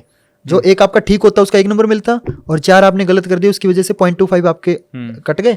और वो और सर कंपटीशन में क्या होता है ना कि 1 नंबर से है ना आप कई हजारों रैंक नीचे चले जाते हो। 1 नंबर से 1 नंबर आपका कटा और आपकी रैंक 1000 से 2000 हो जाती है, और सारा गेम ही रैंक का है। तो अभी ऐसी कोई स्टडीज टेक्निक है? हाँ बिल्कुल है। आप कुछ बताओ ना स्टूडेंट्स के लिए, सबके लिए। थोड़ा बच्चे हंसेंगे कि एक है ना हम तुक्का टेक्निक बताते हैं है इसमें। देखो कुछ क्वेश्चंस में ये वर्क करती है ना, हर क्वेश्चन में वर्क नहीं करती है, कुछ क्वेश्चंस में वर्क करती है, तो वो टेक्निक हमने समझा भी रखी है अपने चैनल पे। तो जब आपको ऐसा लगता है कि यार ये क्वेश्चन आपको, पहले तो आपको क्या करना है, जो क्वेश्चन आपको सही आते हैं, सब आता है, वो कर लो। उसके बाद आपको लगता है कि यार जो मैंने सारे सही किए हैं उनके नंबर जोड़ के भी मेरे पासिंग मार्क्स नहीं हो सकते जहाँ पे मेरे को रैंक अच्छी मिल जाए, उसके बाद थोड़ा वो तुक्का टेक्निक तो लगा ही सकते हैं लोग। तो थोड़ी सी होती है, कर सकते हैं टेक्निक। बाकी सर इन द एंड है ना, प्रैक्टिस ही सबसे बड़ी चीज़ है। बिना प्रैक्टिस कुछ नहीं है, कुछ भी टेक्निक अप्लाई कर लो। सर सिंपल सी रेसिपी है सक्सेस की, चाहे वो आपको किसी भी डोमेन में करना पड़े, चाहे किसी भी कुछ भी करते हो आप, सक्सेस की सिंपल सी रेसिपी है मेहनत, ठीक है, डिसिप्लिन, और आपकी अगर एग्जाम है तो प्रैक्टिस, बस। क्योंकि जितनी आप गलतियां करोगे ना, उतना आपको पता चलेगा कि ये करके सक्सेस नहीं मिल सकती। एक क्वेश्चन के पीछे पड़ जाओ, आज नहीं आ रहा ना, कल नहीं आ रहा ना, परसों तो आएगा समझ में। कोई भी टॉपिक आपको समझ नहीं आ रहा, करो भाई उसको, करो, यही मूल मंत्र है सर, कोई मूल मंत्र नहीं है। तो आप अपने स्टूडेंट्स को लिख के बहुत प्रैक्टिस के लिए बोलते हो? जैसे मुझे पता है कि मैं one of the reason why I was so weak was कि मैं ना देख के करता था सिर्फ। अच्छा देख लिया, अच्छा हाँ। ये ऐसे होगा, ये ऐसे होगा, ये ऐसे होगा, ऐसे होगा, बस। हाँ। फिर याद ही नहीं रहता था। हाँ। ठीक है, तो आप जब, जैसे आपने बोला कि जब आप प्रैक्टिस कर रहे हो, तो जैसे मान लेते फॉर एग्जांपल किसी को 10 नंबर का कोई सवाल आया, उसको 3 पेज भरना है, तो आप बोलते हो कि यार तुम इस आंसर को लिखने की मल्टीपल टाइम प्रैक्टिस करो। हाँ बोलते हैं सर, यस, क्योंकि पेपर प्रेजेंटेशन भी ना एक बहुत बड़ी चीज है। अच्छा। क्योंकि जो आपका एग्जामिनर आपकी आंसर शीट चेक करता है ना, वो एग्जैक्टली लाइन टू लाइन पढ़ता नहीं है, उसके आगे बहुत सारी आंसर शीट होती है। वो जल्दी जल्दी हम बच्चे को समझाते हैं कि भाई क्वेश्चन को पॉइंट वाइज लिखो, पहली चीज, पैराग्राफ में मत लिखो, ठीक है, जो भी आपके उस पॉइंट में मेन चीज है उसको अंडरलाइन करो पेंसिल से, ताकि जो एग्जामिनर आपका आंसर शीट चेक कर रहा है उसका सारा फोकस सीधा उस मेन वर्ड पे जाए, और उसको पता चल जाएगा कि यार ये मेन वर्ड लिखे हैं। वो पूरा नहीं पढ़ेगा भाई, उसको जो भी एग्जामिनर होता है ना सर, उसको पर आंसर शीट पैसे मिलते हैं चेक करने। तो उसका माइंड में ये चल रहा होता है कि यार मैं जल्दी से जल्दी आंसर शीट चेक करूं और मैं घर पे जाऊं, है ना। तो उसके पास इतना टाइम नहीं है कि वो आपकी हर चीज पढ़ेगा डिटेल में। सिंपल जितने भी आपके क्वेश्चन है पॉइंट वाइज लिखो, नीट एंड क्लीन राइटिंग में लिखो, ताकि एग्जामिनर को बिल्कुल टू द पॉइंट समझ में आए कि क्या लिखा हुआ है, ठीक है। तीसरा, जितने भी आपकी इंपॉर्टेंट चीजें उसको अंडरलाइन करो, और आंसर को जितना टू द पॉइंट रखोगे ना उतना बेटर है। पेज भरने से नंबर नहीं मिलते, जितनी भी चीजें लिख रहे हो वो इंपॉर्टेंट होनी चाहिए, वरना एग्जामिनर बेवकूफ नहीं है, उसको समझ में आ जाता है कि इसने फालतू में पेज मतलब कहानी लिखी हुई है, वो एग्जामिनर समझ जाता है और वो चीज आपके नेगेटिव में प्ले करती है। अब जैसे ना आपको, मैं बड़ा क्यूरियोसिटी है मेरे अंदर इस सवाल पूछने के लिए। 2 तरह के स्टूडेंट होते हैं। एक स्टूडेंट वो होता है जो क्यूरियोसिटी होती है सिर्फ दिखाने के लिए कि मुझे पूछना है बाकी लोगों से। हाँ। ऐसे स्टूडेंट आते हैं आपके पास? हाँ सर आते हैं। और ऐसे भी होते होंगे जो बहुत समझदार होते हैं, लेकिन वो मेंटेन करते हैं, काम रहते हैं। लेकिन ऐसे भी स्टूडेंट होते होंगे जिनको पूछने की जरूरत है, उनके अंदर से ना सवाल पूछने की हिम्मत नहीं आती। हाँ, हिम्मत नहीं आती सर। सबसे बड़ी चीज मैंने अपने लिए जो करी है ना, कि मेरे को कभी भी ना बच्चे गौरव सर बोलते ही नहीं है। अच्छा, ओके। मेरे को बोलते हैं गौरव भैया, क्योंकि मैं एज में मतलब सर वाली एज नहीं है मेरी, मेरे मतलब इनसे ना मेरे को लगता है 2 या 4 साल ही बड़ा होऊंगा। तो मैंने ना इन बच्चे और मेरे बीच में कोई बैरियर रखा ही नहीं है। बच्चा सिर्फ एकेडमिकली मेरे से बात नहीं करता, वो नॉन एकेडमिकली जो भी प्रॉब्लम उसको फेस हो रही है। स्कूल वगैरह में क्या होता है कि आजकल आपको पता है नई जनरेशन है तो अपोजिट जेंडर में थोड़ा अट्रैक्शन हो जाता है, वो सब प्रॉब्लम भी बच्चे को आती है, ब्रेकअप चल रहा है बच्चे का, आजकल तो 11वीं क्लास के बच्चे ब्रेकअप वगैरह तो ये सब होता है, तो बच्चा मेरे से डिस्कस करता है ये सब चीजें, तो वो मेरे को सर मानता ही नहीं है, वो सारी जो प्रॉब्लम ना मेरे से डिस्कस करता है, तो उसको कोई भी प्रॉब्लम आए वो बिल्कुल बिंदास आके मेरे से पूछता है। अच्छा। कोई भी उनको दिक्कत आए, बच्चा अगर मेरे से 2+2 कितना होता है ये भी पूछता है ना, वो भी हम बच्चे को बताते हैं। तो बच्चा ना हमसे हेजिटेट ही नहीं करता, हमने बैरियर ही नहीं रखा। स्कूल में क्या होता है कि कोई खड़ूस स्ट्रिक्ट टीचर है तो बच्चा यार मैं पूछूंगा तो क्या सोचेगा टीचर, मेरे क्लासमेट क्या सोचेंगे, ऑनलाइन में है ही नहीं, उसको टाइप करना है, उसको माइक ऑन करके पूछना है डायरेक्ट, तो हमने वो ना बैरियर रखा ही नहीं, तो बच्चा मेरे से ना बिल्कुल बिंदास होके छोटी से छोटी प्रॉब्लम भी पूछता है। और मैंने बच्चों को बोल भी रखा है कि यार बिंदास जो भी मन में आए, कोई भी चीज आपको समझ में ना आए, सिंपल वहीं पे मेरे को रोक के वहीं पूछो, क्योंकि देखो एक प्रॉब्लम आपके माइंड में रहेगी ना, एक डाउट रहेगी तो आपको आगे वाली चीजें समझ में नहीं आएगी। तो सर हमने तो वो बैरियर ही हटा दिया है Nice. तो बच्चा बिंदास हमसे सारी चीजें पूछ लेता है। ग्रेट। अब मुझे एक चीज़ बताइए, जैसे ऑब्वियसली इस दौरान जब स्पेशली अभी तो एग्ज़ाम भी आ रहे हैं तो लोग पढ़ाई में लगे हुए हैं, किताबों को कंप्लीट करने में, कोर्स कंप्लीट करने में बहुत वक्त होता नहीं है। बट क्या नॉर्मली ऐसा होता है कि आप कुछ चीज़ें सजेस्ट करते हो, जैसे मान लो कि अपनी फिजिकल हेल्थ पर ध्यान दो, हाँ। आप सजेस्ट करते हो? हाँ सर, मैं बिल्कुल सजेस्ट करता हूँ। मैं बच्चों को ये बोलता हूँ कि यार देखो सिर्फ पढ़ाई में ही खुद को एंडल्ज मत करो, थोड़ा बहुत है ना हॉबी, बाहर खेलना। आजकल तो सर बच्चे बाहर खेलते ही नहीं है, वो आजकल चल रहा है ना पबजी वगैरह, इन्हीं में इतने घुसे हुए हैं, मतलब टाइम ही नहीं है बच्चे के पास। बच्चे ये बोल यार सिंपल सी बात है, देखो यार तुम्हारा जो शरीर है ना, आज से लेके जब तक तुम जिंदा हो तब तक तुम्हारा शरीर ही तुम्हारा साथ देगा। तो प्लीज अपना टाइम थोड़ा बहुत डेली का चाहे आधा घंटा निकालो, लेकिन अपने शरीर पे अपना टाइम जरूर इन्वेस्ट करो। चाहे हल्के, मैं ये नहीं बोल रहा कि जिम वगैरह जाओ, चाहे घर पे योगा कर लो, ठीक है। और मेडिटेशन भी हम बच्चों को रेकमेंड करते हैं कि भाई मेडिटेशन बहुत जरूरी है। जो भी आपके ऊपर ये जो एग्जाम प्रेशर है, एग्जाम स्ट्रेस है ना, ये मेडिटेशन से कम होगा, ठीक है। ये रील वगैरह स्क्रॉल करोगे उल्टा और स्ट्रेस होता है सर। बच्चा ये सोचता है कि मैं एंटरटेनमेंट के लिए थोड़ा बहुत है ना माइंड रिलैक्स करने के लिए रील चला लेता हूं, लेकिन वो उल्टा नेगेटिव में वर्क करता है, वो रील से उसका और स्ट्रेस बढ़ता है। तो मेडिटेशन करो। अगर आप मतलब ज्यादा प्रेशर ले रखा है, स्ट्रेस ले रखा है, तो ज्यादा स्ट्रेस लेने की जरूरत नहीं है एग्जाम की। मेडिटेशन करो और अपनी बॉडी का ध्यान जरूर रखो, ठीक है। मैं ये नहीं बोल रहा जिम जाओ, लेकिन आधा घंटा हल्की फुल्की एक्सरसाइज कर लो। लड़के हैं तो पुशअप वगैरह कर सकते हैं, लड़कियां तो हल्की फुल्की एक्सरसाइज कर लो, बस दैट्स इट। योगा वगैरह कर लो, वो बहुत मोर देन इनफ है। तो हम रेकमेंड तो जरूर करते हैं कि सर अपनी बॉडी का ध्यान भी जरूर रखो। सिर्फ पढ़ाई पे खुद को मतलब इतना झोंक मत दो कि आपके अराउंड पढ़ाई के अलावा कुछ है ही नहीं। आपको लग रहा है कि पढ़ाई पूरी जिंदगी है, ऐसा नहीं है। जिंदगी अभी बहुत बची है, और अपने शरीर का ध्यान जरूर रखो और अपनी हॉबी जरूर बनाओ, ठीक है। चाहे गिटार बजाना हो, चाहे बाहर खेलना हो, स्पोर्ट्स खेलना है, कोई भी क्रिकेट पसंद है, कुछ भी एक हॉबी जरूर रखना, ठीक है। सिर्फ ये नहीं है कि मतलब एग्जाम आ गए तो पढ़ाई में झोंक दो, ऐसा जरूरी नहीं है।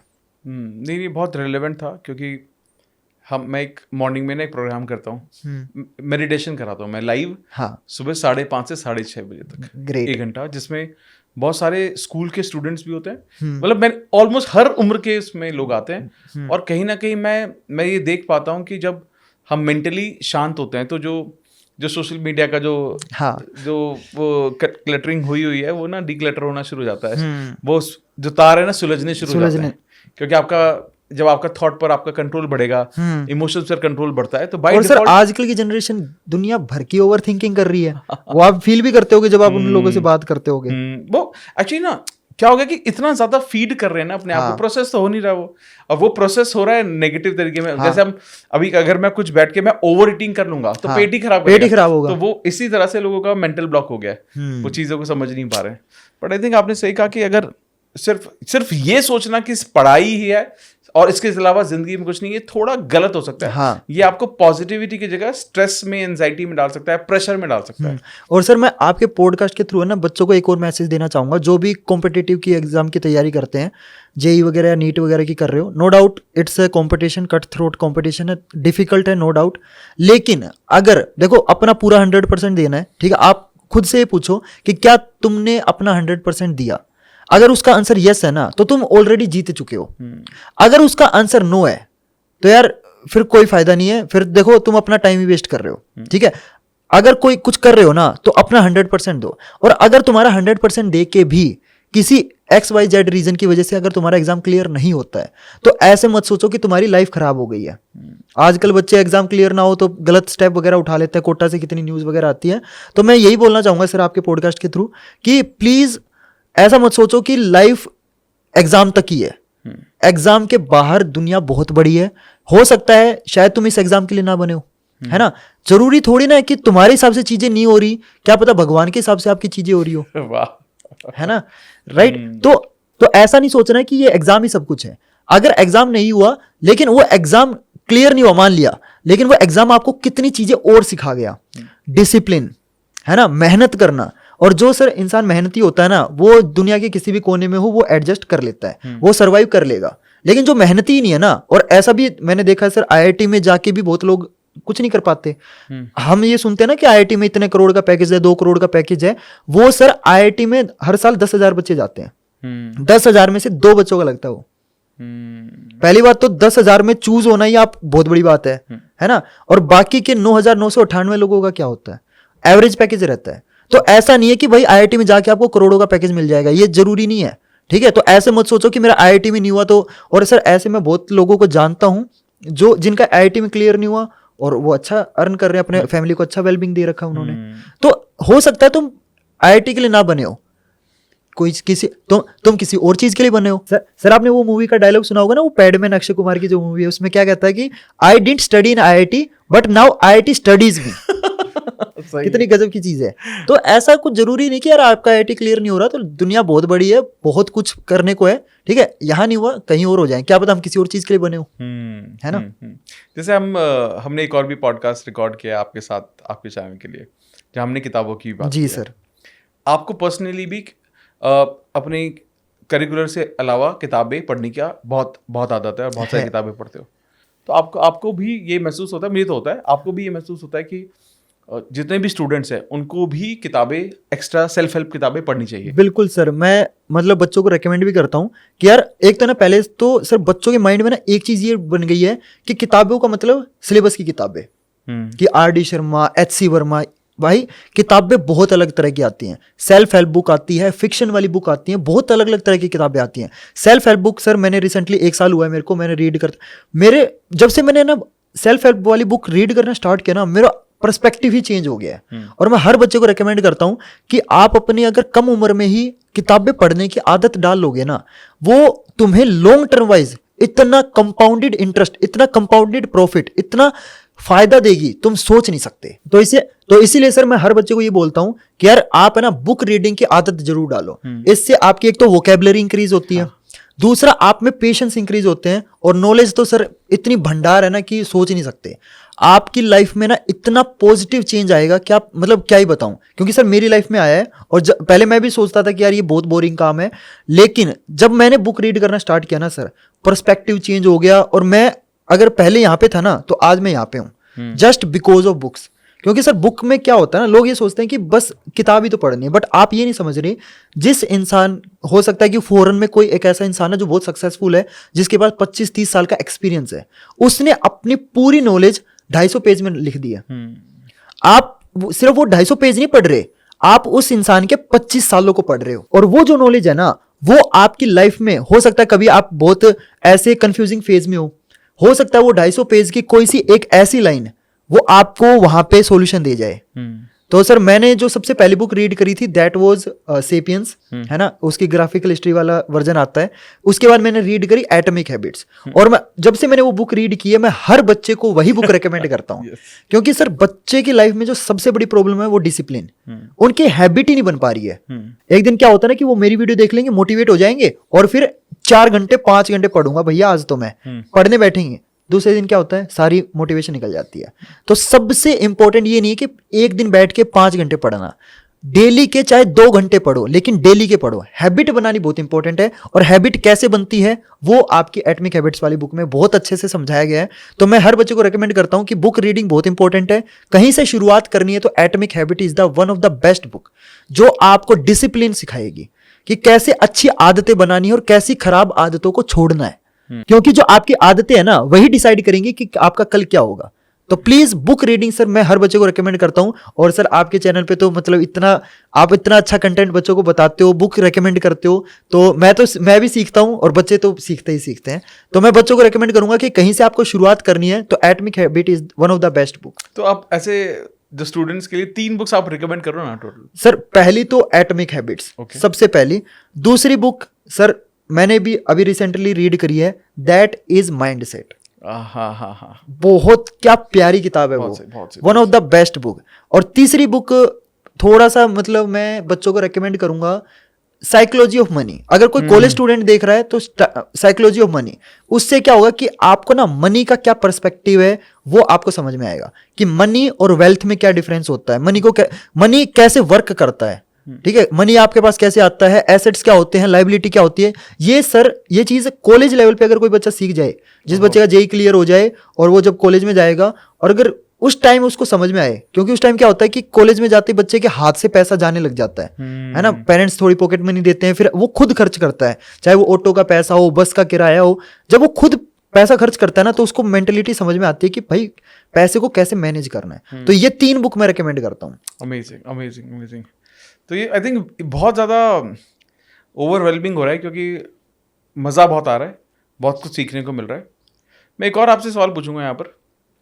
एक दौर ऐसा था जब आप अपनी यूट्यूब जर्नी को ग्रो कर रहे थे, क्योंकि ये दौर हर किसी की लाइफ में आता है, अलग अलग पड़ाव पर आता है। तो आपका जो चैनल पहले हैक हुआ, जी सर, फिर टर्मिनेट हुआ, हाँ, तो ये जर्नी कैसे रही, कितनी टफ था वो पार्ट?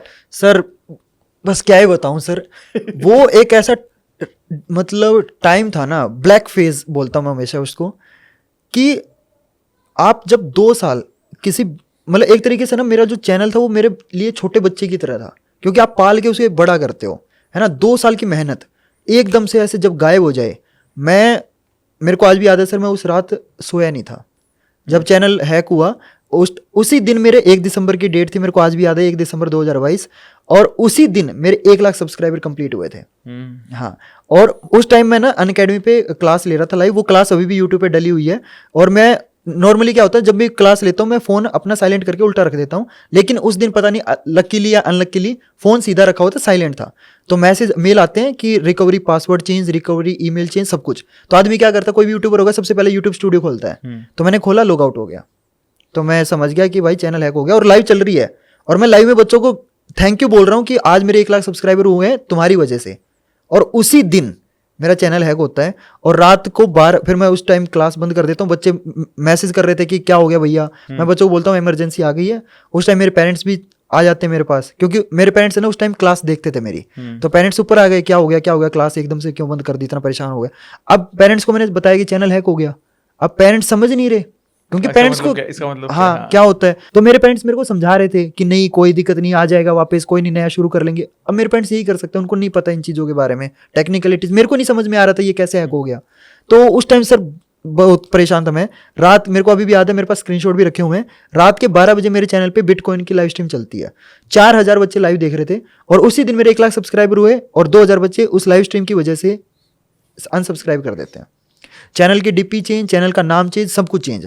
और जब आपका चैनल हैक होता है ना, तो जो ईमेल एड्रेस होता है वो @gmail.com नहीं रहता, वो @xyz.com ऐसा कुछ हो जाता है। तो फिर हमने बहुत मेहनत करी, मतलब ट्वीट किया, यूट्यूब इंडिया को टैग किया।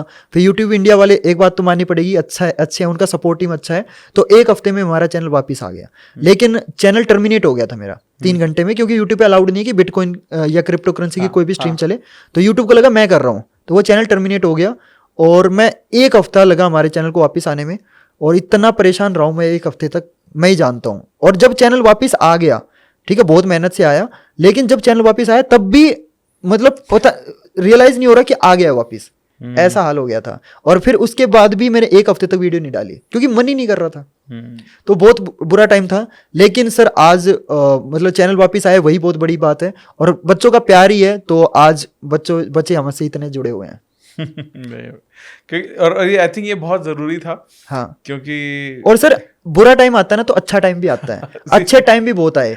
मैं मतलब ऐसे क्रिएटर से मिला, flying beast Kartik Aaryan sir से मिला, मैं ट्रिगर्ड इंसान से मिला, इवेंट वगैरह पे मेरे को बुलाया गया था। तो अच्छे अच्छे फेजेस भी बहुत आए हैं। मेरे को अड्डा 24/7 में मैंने काम किया, वहाँ पे मेरे को इनवाइट किया उन्होंने एज ए टीचर। अनअकैडमी पे मैंने काफ़ी टाइम तक काम किया। अनअकैडमी वाले भी काफ़ी सपोर्टिव थे, चैनल हैक होने के बाद भी मेरे को रखा उन्होंने। और हाँ, एक चीज़ और मैं बताता हूँ, जब 1 लाख सब्सक्राइबर होते हैं ना, सबसे ज़्यादा खुशी ये होती है कि मेरा सिल्वर प्ले बटन आएगा। लेकिन यूट्यूब की एक पॉलिसी है कि अगर आपका चैनल टर्मिनेट हो जाता है तो आप उस चैनल के थ्रू आपको लाइफ में कभी भी कोई भी प्ले बटन नहीं मिलेगा। कोई नहीं, अब तो हम नया 11-12 वाला चैनल ग्रो कर रहे हैं, तो उससे हम प्ले बटन जरूर लेंगे। तो उससे हमारा जल्दी आएगा। चलिए, तो अच्छा टाइम भी आता है सर, अच्छे टाइम भी बहुत आए। मतलब जब मैं बच्चों से मिलने जाता हूँ, एग्जाम रिएक्शन होते हैं तो बच्चे गले मिल रहे हैं, पैर छू रहे हैं, तो अच्छे यही कमाया सर, ये कमाया बहुत। नहीं, आई एम श्योर, क्योंकि मैंने आपकी वीडियोस में कमेंट देखे और जिस तरह से आप ग्रो कर रहे हैं वो समझ में आता है कि लोगों का प्यार आपको मिला है। हाँ सर। और आई थिंक जब आप दिल से किसी की भी लाइफ में कंट्रीब्यूट करने की कोशिश करते हो तो लोग उस इंटेंट को समझते हैं और वैल्यू करते हैं। सर रिलेटिबिलिटी फैक्टर है ना, कि हम बच्चे को एज ए टीचर नहीं बताते, मैं एज ए भैया उसको गाइड करता हूँ। मैं उसको उसकी जो क्या होता है ना कि 15-16 साल की उम्र के बच्चे में हार्मोनल चेंजेस हो रहे हैं, तो वो चीज़ भी हम समझते हैं कि भाई उसमें अभी अट्रैक्शन वाला इमोशन आएगा, है ना, वो चीज़ भी हम समझते हैं। और बच्चा हमसे ना बहुत प्यार करता है, तो वो सारी चीज़ें हमसे शेयर करता है कि भैया मेरी ना क्लास में क्रश है, भैया मेरी गर्लफ्रेंड है मेरे से नाराज़ हो गई। तब उसको हम समझाते हैं कि हम उसको डांटते नहीं है। बाकी टीचर क्या करते हैं, बाकी टीचर से पहली बात तो वो शेयर ही नहीं कर सकता, लेकिन मैं उसको एज ए बड़े भाई गाइड करता हूँ, तो वो समझ जाता है मेरी चीज़ें। Amazing, amazing. And I wish कि ऐसा बड़ा भाई सभी का हो जो उनको लाइफ में गाइड करे और लाइफ के, क्योंकि हमें अपनी जिंदगी के हर पड़ाव पे किसी मेंटोर, किसी भाई बिल्कुल की जरूरत हमेशा पड़ती है, जिसके पास जाकर हम कुछ भी बोल सके, कुछ भी कह सके। सारी प्रॉब्लम सिर्फ एकेडमिकली नहीं, बल्कि जो उसकी पर्सनल लाइफ में प्रॉब्लम चल रही है वो भी शेयर करता है। बच्चों के मेल आते हैं कि भैया मैं बहुत परेशान चल रहा हूँ, मेरा आप ही हो, बस आपके भरोसे हूँ, मैंने आपके भरोसे पे साइंस स्ट्रीम ले लिया है, अब आप ही कराओगे, तो हम मतलब करते हैं। कई बार ऐसा होता है कि सर मतलब आप एज ए क्रिएटर आप भी समझते हो कि कई बार ऐसा होता है कि मतलब महीने 2 महीने में एक टाइम ऐसा आता है कि आपका ना वीडियो बनाने का मन नहीं करता, है ना, अंदर से कई बार होता है कि यार लेजीनेस, हम भी मतलब इंसान है, तो कभी कभी हमारे अंदर भी हो जाती है चीज़। लेकिन हमें जो चीज़ मोटिवेट करती है वो बच्चा, क्योंकि बच्चे का मेल आता है। क्योंकि मेरे को पता है किसी स्टेट में, बिहार में, यूपी में, मध्य प्रदेश में, अरुणाचल प्रदेश में कहीं ना कहीं कोई बच्चा बैठ के मेरा वेट कर रहा है, तो वहां से वो मोटिवेशन आता है। तो हम सिर्फ बच्चों को मोटिवेट नहीं करते, बच्चे भी हमें मोटिवेट करते हैं। तो बस ये बच्चों का प्यार है और हम लगे हुए हैं बच्चों के लिए, पूरी जी जान हमने भी एक कर रखी है sir. Amazing, and I am sure about it, आप इसी तरह से बहुत ग्रो करेंगे, बहुत आगे जाएंगे, मुझे पक्का यकीन है, क्योंकि वो जो आपकी प्योरिटी है और इनोसेंस है वो मुझे दिख पा रही है। आई एम श्योर सब लोग भी महसूस करते होंगे ऐसा। और I really love the way you are teaching, जैसे आपने बताया कि यूट्यूब पर फ्री कोर्सेज भी हैं और जो पेड भी हैं वो भी बहुत कम कॉस्ट पे। तो आई थिंक बहुत जेन्युइन काम आप कर रहे हो and I am sure about it, बहुत सारे लोगों को बहुत वैल्यू ऐड होगा। तो any final advice to our audience? Sir मैं बच्चों को ना बस एक ही चीज़ बोलता हूँ कि यार जो आप सोच सकते हो ना वो आप अचीव कर सकते हो। बस आपको सही मतलब डिसिप्लिन तो सबसे इंपॉर्टेंट है, मेहनत।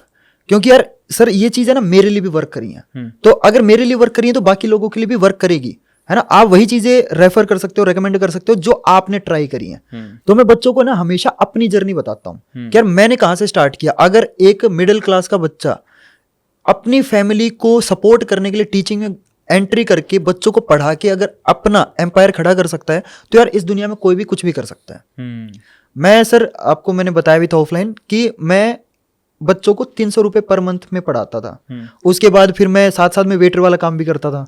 मैं आपको बताता हूँ मेरा क्या रूटीन रहता था कि मैं सुबह 2.5 किलोमीटर पैदल जाता था। मेरे पास उस टाइम ऑटो के भी पैसे नहीं होते थे, और ये सच्चाई है। 10 रुपये उस टाइम में ना 20 रुपये का ऑटो चलता था, तो मेरे पास इतने पैसे भी नहीं होते थे कि मैं 2.5 किलोमीटर के 20 रुपये का ऑटो ले लूँ। 2.5 किलोमीटर पर पैदल जाता था, 5 घंटे में स्कूल में पढ़ाता था, फिर 2 बजे छुट्टी होती थी, फिर 2.5 किलोमीटर दोपहर में धूप में वापस आता था मैं, और घर पे आते ही लंच करके मैं फिर 3 घंटे ट्यूशन पढ़ाने लग जाता था। फिर उसके बाद अपने घर पे आके मैं वीडियो रिकॉर्ड करता। ये मेरा पूरा रूटीन रहता था बच्चों के। तो और उसके साथ सर मैं वेटर वाला काम भी करता था। मेरे को ना 500 रुपीज़ पर डे मिलते थे, और वेटर वाला में वो होता है जो आपने देखा होगा कि शादी में जाते हैं तो बुफे लगता है। हाँ। तो बुफे में जो रोटी वाला काउंटर होता है ना, पीछे से एक आता है बंदा जो रोटियां भरता है। हाँ। वो मैं करता था। तो वहां से अगर एक वेटर भाई आज इस सर के साथ पॉडकास्ट कर सकता है तो कुछ भी हो सकता है। वहां से शुरुआत करी, फिर मेरे को समझ में आया कि यार ऑफलाइन में ना मनी वाइज और स्टूडेंट वाइज दोनों वाइज एक लिमिट है कि आप एक लिमिट तक अर्न कर सकते हो और एक लिमिट तक बच्चों की हेल्प कर सकते हो। मेरे को ऑनलाइन में दोनों फायदे दिखे कि यार आप मनी वाइज भी ज्यादा है और साथ में आप ज्यादा बच्चों की हेल्प कर सकते हो। तो दोनों मेरे को वहां पे फायदे दिख रहे थे, इसलिए मैंने फिर ऑफलाइन को ड्रॉप करके ऑनलाइन में एंट्री करी। फिर मेरे को वहां से 300 रुपीज पर आवर मेरे को मिलने स्टार्ट हुए। जो बंदा 300 रुपये पर मंथ में पढ़ा रहा था वो उसको 300 रुपीज पर आवर मिलने लगे। और मैं मैथ का टीचर था तो मेरे को डेली की 2 क्लासेस मिलती थी। 9th-10th में मैं मैथ पढ़ाता था, तो मैथ चल गया कि 2 घंटे पढ़ाऊंगा, 600 रुपये दिन के, 18,000 रुपये महीने के। तो ये मैथ चल गया, साथ साथ ऐसे किया। फिर साथ साथ है ना मैंने अपना यूट्यूब चैनल भी मतलब ग्रो करता रहा। बच्चों को पढ़ाना इतना पसंद आया ना, क्योंकि मैं बहुत बेसिक से पढ़ाता था। मैंने जितने भी लेक्चर देखे थे वो क्या करते थे, अरे ये तो आता होगा तेरे को, ये तो आता होगा। मैं बच्चे को 2+2 कितना होता है वो तक बताता था। मेरी वीडियो है ना नॉर्मल, अगर कोई नॉर्मल टीचर पढ़ाएगा उस क्वेश्चन को, उसकी वीडियो 10 मिनट की होगी, मेरी वीडियो चाहे 12 या 13 मिनट की हो, लेकिन उसको ना एक ही वीडियो देखनी होती थी। तो बच्चे इतने जुड़े, 40,000 बच्चे उस टाइम जुड़ गए हमारे साथ। फिर धीरे धीरे मैंने क्या किया, मैं एक स्टार्टअप में जुड़ गया। वहाँ पे मैं 300 रुपीज़ पर आवर पढ़ाता था। फिर वहाँ पे मैंने उसी स्टार्टअप में क्या किया, मैं इन्फ्लुएंसर मार्केटिंग में जुड़ गया, जहाँ पे मैं 300 यूट्यूबर्स को मैनेज करता था, प्रमोशन वगैरह कराते थे हम। एंड मैं जब 300 यूट्यूबर से बात करता था ना, तो वो मेरे ना दोस्त बन गए। मैं रात के 3-3 बजे तक उनसे बात कर रहा हूँ, तो वो ना मेरे को बताते थे। मैं उनसे पूछता था कि यार तुम्हारे यूट्यूब चैनल में क्या चीज़ ऐसी है जो वर्क करी। तो उन्होंने जब मेरे को बताया तो मेरे को एक पैटर्न नोटिस होता था कि यार 300 में से 150 लोगों ने ये चीज़ करी जिसकी वजह से ग्रो हुए। वो सारी जो नॉलेज थी वो मैंने अपने अंदर अपने चैनल पे यूटिलाइज कर ली और मेरा चैनल सीधा रॉकेट हो गया टिल 80,000। फिर मेरी लाइफ में अनअकैडमी आया। तो अनअकैडमी आने के बाद थोड़ा सा मैं फाइनेंशियली स्टेबल हो गया। उसके बाद 1 लाख जैसे ही हुए तो डार्क फेज आ गया, चैनल हैक हो गया। फिर उस डार्क फेज से निकले, क्योंकि जो चैनल हैक हुआ था वो 1 दिसंबर को हुआ था, चैनल वापस 7 दिसंबर को आया था। और वो जो टाइम होता है ना सर, वो हमारे लिए बहुत क्रूशियल टाइम होता है, क्योंकि वो एग्जाम टाइम होता है। मार्च में बच्चे के पेपर होने वाले, दिसंबर मेरा चैनल हैक हो गया।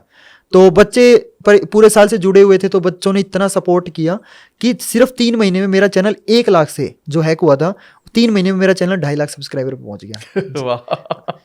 यस तो हमारे मतलब 10 दिन वेस्ट हुए, लेकिन बच्चों ने इतना सपोर्ट दिखाया ना कि हमारा चैनल 2.5 लाख पे पहुंच गया।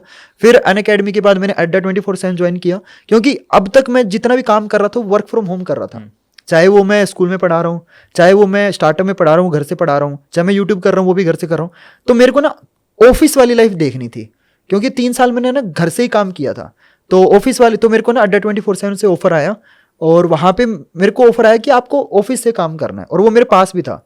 मेरे को ऑफर बेंगलोर से भी आया था अनअकैडमी से, लेकिन वो ये बोल रहे थे कि बेंगलोर शिफ्ट होना है। तो अब बेंगलोर पड़ोस में तो है नहीं, अब आप 6 महीने में एक ही बार घर आ सकते हो, और वो भी आपको सोचना है क्योंकि फ्लाइट टिकट इतनी महंगी है। तो उस पैसे का क्या ही फायदा जब आप अपने पेरेंट्स के साथ टाइम स्पेंड नहीं कर सकते। तो अड्डा 24/7 गुड़गांव में था और मैं रहता हूँ रोहतक में, तो वो पास में था। तो मैंने सोचा कि यार वीकेंड पे आप अपनी फैमिली के साथ टाइम मतलब मिलने जा सकते हो। तो अड्डा 24/7 में काम किया 1 साल।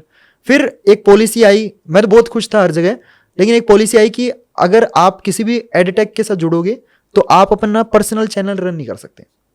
वहाँ नो डाउट वो पैसा दे रहे थे, मेरे को अच्छा पैसा दे रहे थे, और शायद कोई और होता तो उतना पैसा सुन के, क्योंकि वो पैसा बहुत करोड़ों में था, शायद मेरी जगह कोई और होता तो वो अपना चैनल छोड़ देता।